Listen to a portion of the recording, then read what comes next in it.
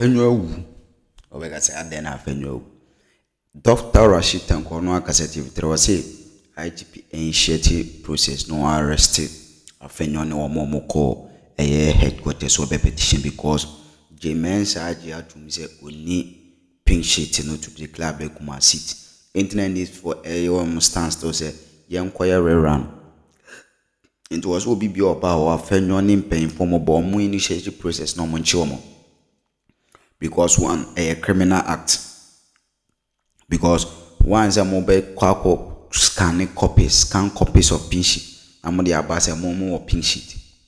Or say there be any green, you know. So sheet, you know, they should make sure say ye bet you more on this a year scan sheet or mode abas or monstrous no more declare. And our cousin how cabrophobia na a book or say Afenyo and call for MPP for Bono NDC for the Muyu law because Omakacho say Adeno Omuni scan copies. Most so Mensa Swaja to Swini into rerun Ebeko. You from the horses home upstate. Calling the delay unjustified. We're going to delve into this matter.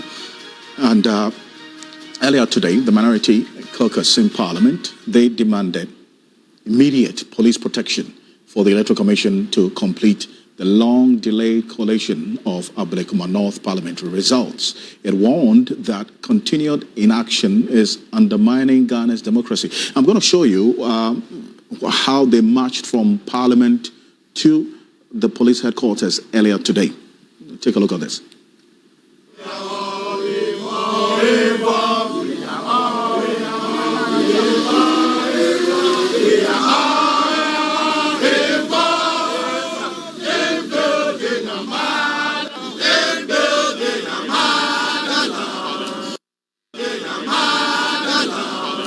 The Ablekuma North constituency stands out as a shocking exception. Ladies and gentlemen, since December 2024, the parliamentary results have not been declared, thereby denying the people of Ablekuma North their rights to representation under the 1992 Constitution. This is without precedent in the Fourth Republic and constitutes a serious blot on our democratic record.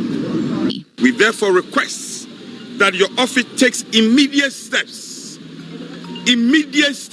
without any more delay. Deploy adequate security personnel to the Electoral Commission at its designated collation center.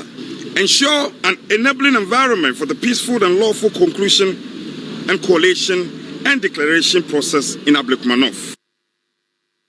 So that's the Frank Anodompre. He is a minority chief whip speaking and in fact presenting that demand for on behalf of the minority in Parliament.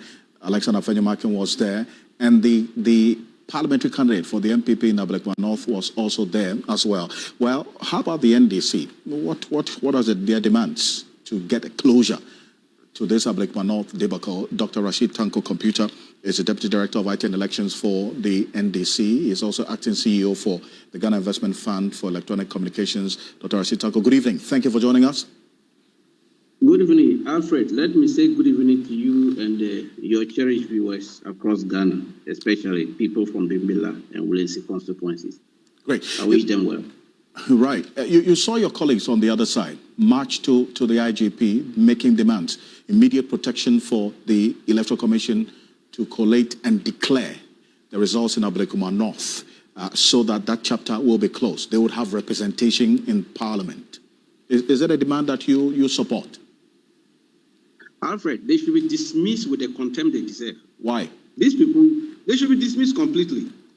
Why is that? Are we in a lawless state?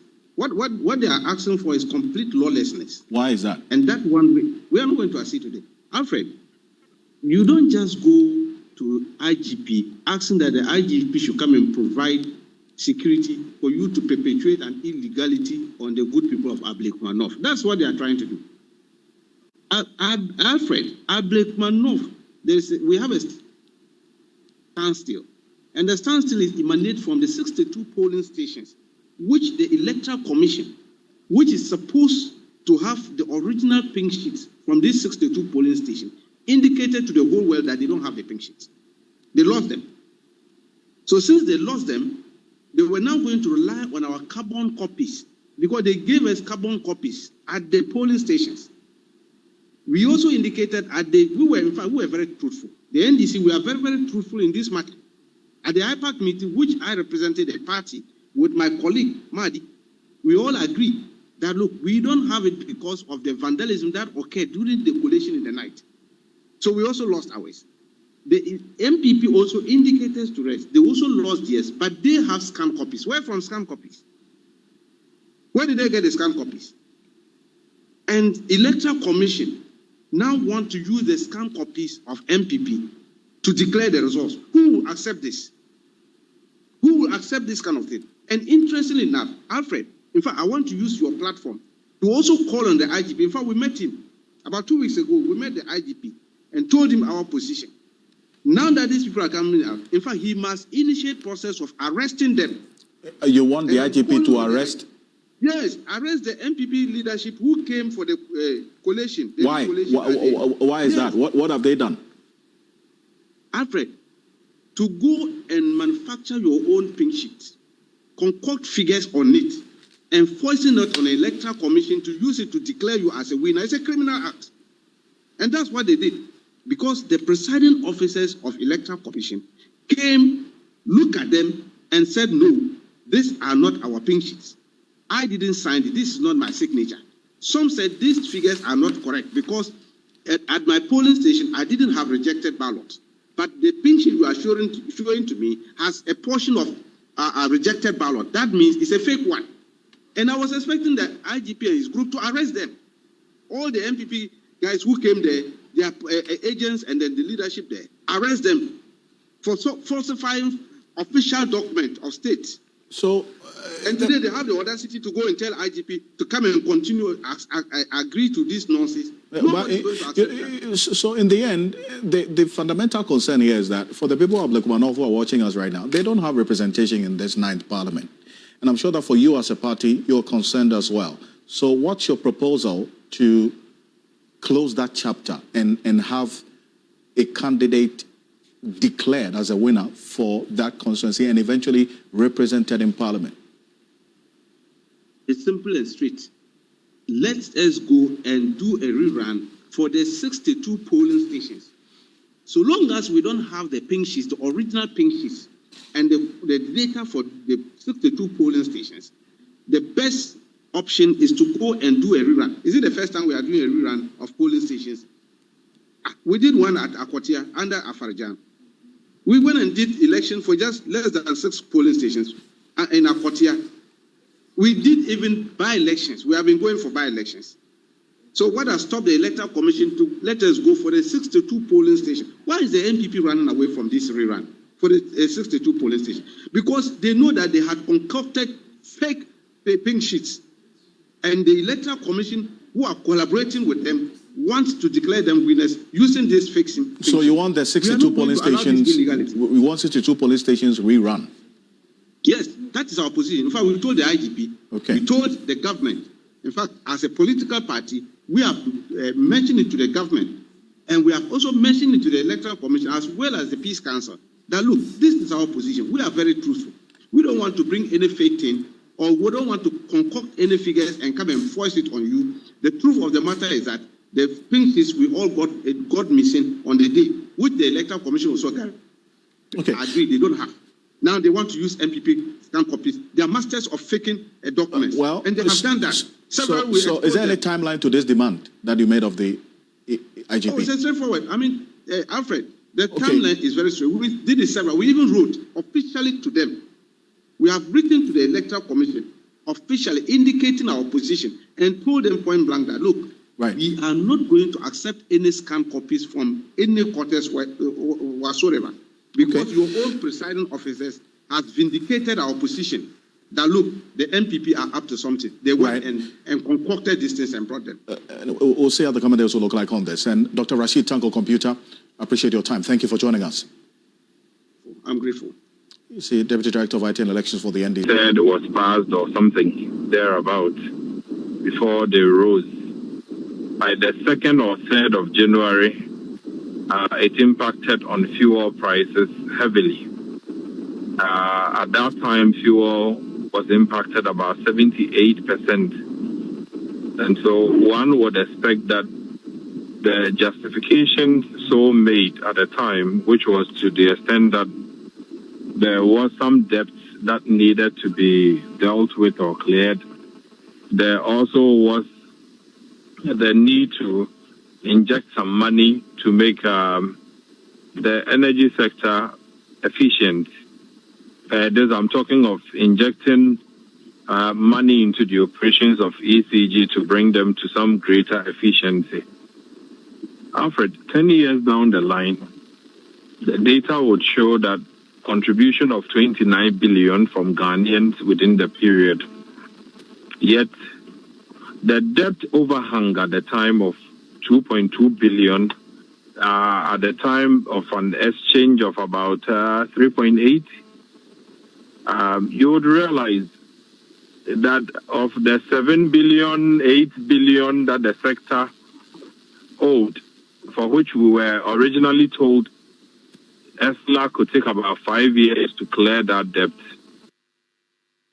And the reality, Duncan, is that we still have ESLA on our books and we're paying for it whenever we buy fuel. And that's why I bring in Mr. Roxon. He speaks for the Energy Ministry. Richmond, can you hear me? Good evening.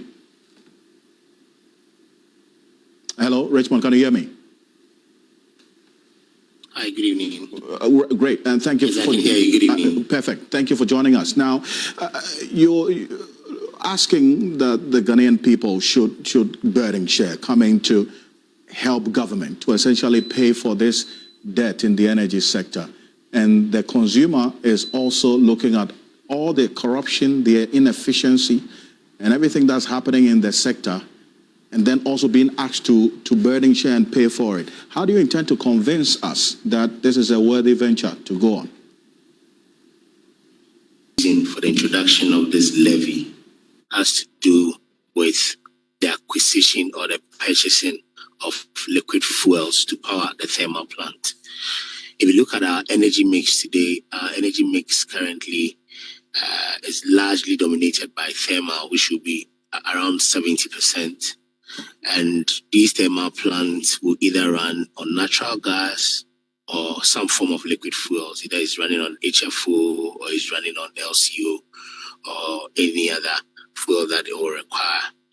And so over the period, what has happened is that the government of Ghana has always had the responsibility of providing fuels for these thermal plants.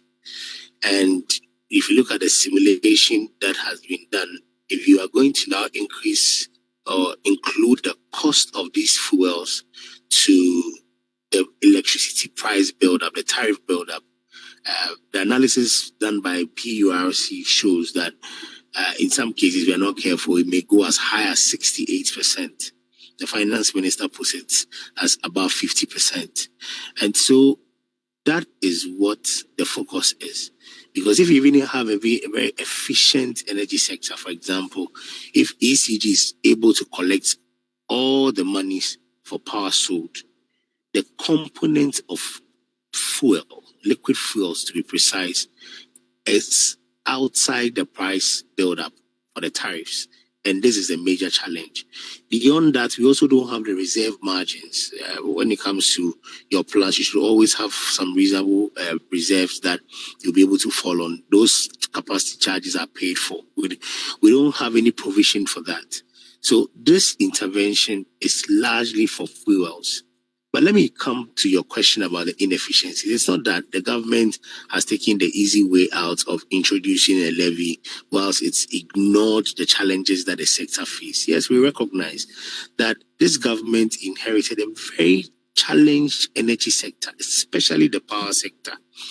If you look at the debts related to generation alone, as of December 2024, it stood at $3.1 billion. If you look at the debts to IPPs alone, you're looking at 1.75 billion United States dollars. I'm not talking about cedis. If you put together the debt in the sector, you're looking at over 80 billion. Thankfully, because of prudent management of the economy, we've seen some reduction or some gains have been made. So now the figure is around 67 billion. Beyond that, ECG itself has its own challenges when it comes to the deficit that it has every month, which averagely stands about 2 billion. All these challenges or all these issues are being addressed concurrently by the government, being led by the inefficiencies have been dealt with. There's several reforms, structural reforms that are being dealt with by the ministry to ensure that we have a very efficient power sector. The ultimate goal is to ensure that at all material times, Ghanaians enjoy reliable supply of power at affordable cost. But you see, in the end, the affordable cost that you talk about is also one that has been questioned as well. And we'll get to that as to whether really this position that the finance minister takes, that this 1 cedi addition of the levy is not going to impact on the prices of petroleum products at the pumps. The OMC say that cannot be true. I mean, you are imposing a levy. So who's going to bear the burden of that levy? I appreciate the context with which the finance minister made that statement. What the finance minister said was that, yes, ordinarily once you're introducing a levy or a new tax, whatever it is, the consumer is going to pay. And once the consumer is going to pay, it will have an impact on the price build-up. What the finance minister said was, over the period, some gains have been made. And if you look at the gains that have been made, if you have the exchange rate moving from 17 to 10, definitely is going to have a significant impact on the fuel price build-up. When you look at the petroleum side, the indicators for determining the prices of fuel will be number one, the crude oil price on the international market. Number two will be the price of finished products on the international market, which normally we benchmark it using the Platts benchmark, S&P's Platts. Then the last one will be the exchange rate. If you have a CD move from 17 to 10, that's significant. So what the finance minister was trying to say was, because of the gains that have been made within the period, yes, the prices should have gone down slightly, but the prices will remain same, and that the consumer would not have to burden or have to pay an additional 1 cedi on each liter, because gains have been made, but the prices will be same, and then that will translate into the taxes. So it is not that in perpetuity the consumer is not going to pay. No, absolutely, that cannot be the case. Because of the gains we've made within this period, right, for this particular pricing window and the projection for the next pricing window, the consumer will see the prices unchanged at the pump. Okay, so it's important you put this clarity. So in the immediate term, the impact of this levy will not be felt, but eventually it will be felt. I think it's better to let us know so that when we start... Yes, eventually it will be felt based on the indicators that I've put out. Okay. So, for example, if you have the exchange rate getting better, for example, if you have the exchange rate moving, what it means is that further gains are going to be made. If you have finished products, price of finished products go down on the international market, what it will mean is that further gains will be made. Okay. And once that is done, the consumer would not feel the impact. But that's where the issue is. That's what the issue is, because if you're looking at also all things being equal,